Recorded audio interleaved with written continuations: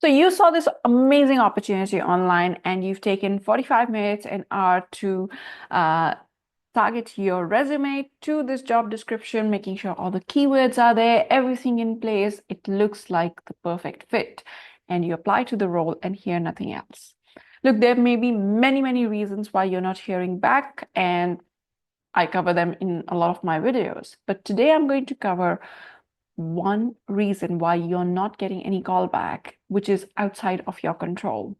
And I know we always talk about how we should not think of things outside of our control. We are always in control, but there is this one thing which is outside of your control. And that's the problem of ghost jobs or fake jobs. Jobs where there's no intention of hiring you. Jobs where you will never hear back and you start doubting yourself. Is it me? Is it the skills? And at this point in time, I was reading a report recently which said about 30% of the roles in the US, they've done the survey in US, 30% of the roles in the US are what we call fake jobs or ghost jobs. But that's not the only statistic to be worried about. I know from my experience in recruitment that these things are actually true, especially in times where there are not a lot of real jobs, there are a lot of fake jobs. So I'm going to cover everything about fake jobs, ghost jobs today. What are they? Why do companies and recruitment firms put this? I mean, it takes time and effort from their side. What can you do to spot these fake jobs? And then basically, how to not fall in the trap of the fake jobs. So, why should you be listening to me? Hi, my name is Shub Faujdar. I'm a Singapore-based job search strategist and career coach and a former corporate recruiter. And I am also a LinkedIn top voice on job search and careers, so make sure you follow me there. I have also recently started my public Instagram, so please follow me there where I can have more one-to-one conversations with you.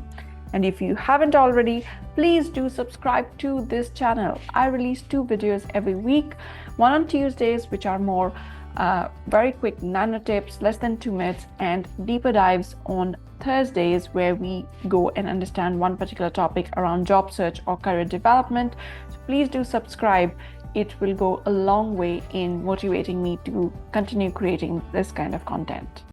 So, what exactly are these ghost jobs? As I mentioned earlier, ghost jobs basically are jobs which are advertised without the intention of anybody hiring you or not immediately hiring you. So these are basically jobs where they were put out as a shop front without the product actually being there. And a lot of companies tend to do it. So let's get into why do companies post these fake jobs, ghost jobs? I mean, they are using their resources. They are using somebody to write it. Even if it's Chat GPT, it takes the bandwidth of someone to go and actually post it. And then, the posting cost, unless it's only on their website, but if they are using any job advertisement board, it's going to cost them. And the fact that they will have so many people applying to it. So going through those resumes or those resumes being in the database, how to sieve them through. Why do companies actually do it? Now, there can be few reasons to it. So before we get into the reason of why companies are doing it, I always like to give my most generous interpretation to everybody involved. And I'm going to go with the interpretation just because it makes me feel a little bit more in control and it empowers me a little bit more that this is not for the intention that they want to play around with the job seekers. They may have all the intentions of creating a database or finding great candidates in case there's somebody who may be interested and is a perfect fit for their culture, for the organization, for their client, then potentially there could be a job offer. So number one reason is to build their database and for workforce planning. So when I started in recruitment, I had 2 jobs. I mean, I had just started in recruitment and my boss advised that I should have a lot more jobs as well. So there's database, there's good reputation for me in the market as well. And I get comfortable with interviewing other candidates. And that could be the reason. Now, I also have friends who are corporate recruiters for companies, for different financial institutions, and they also post these jobs to plan for workforce, because a lot of times when they are planning for workforce, they know what are some of the roles which can come up towards the end of the year or later part. So they start applying and posting these positions to build their database without having the intention to hire immediately, but to see what kind of talent is available. So that's what they use for talent mapping.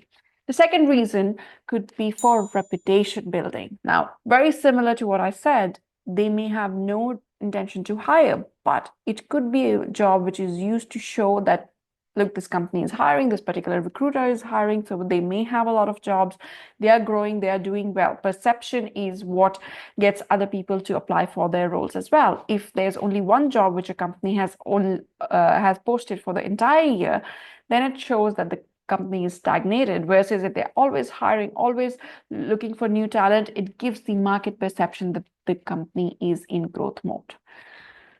The third reason, which actually I take back my word of no evil intention, that could be the only evil intention, is to just allay the fears of the current employees. They may be overworked, they are asking for more talent, the company has no budget, they have no intention for hiring. So to keep them quiet, they say, look, we are trying to recruit, we've even approved, there's a job advertisement. And at the same time, they are playing around with the feelings and the emotions of job seekers without actually ever having the intention to hire. Now, would they ever hire if they find a superstar? Absolutely, yes. Recruiters know what's happening in the organization. So sometimes they may use these fake jobs to just get amazing talent. And if they find somebody who is extremely, extremely good, they go ahead and hire the person. But most likely, the chances are you are never going to hear back from them. And then you start feeling that you are not the right fit, you are the problem, whereas these fake jobs are the problem. How do you spot if there's a fake job in the market? Now, it is extremely, extremely, extremely difficult to spot. I'll tell you very honestly, but some of the ways I get my clients to do it is cross-check in multiple platforms.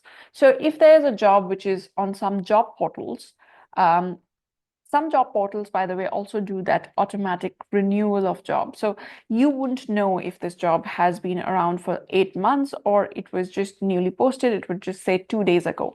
So some job portals have that automated renewal unless you take it down. So that could be one of the reasons. But when you check the website, especially for Singapore, if it's not on My Careers Future, then you have to start questioning whether it's a real job or not.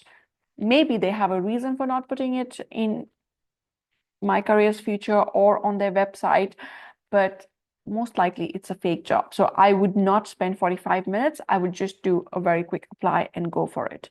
The second way is if you actually do have a track of that particular job and you see it's coming up again and again every month for the last 6-8 months, chances are either it's not a real job or it's not a job they have any urgency to hire.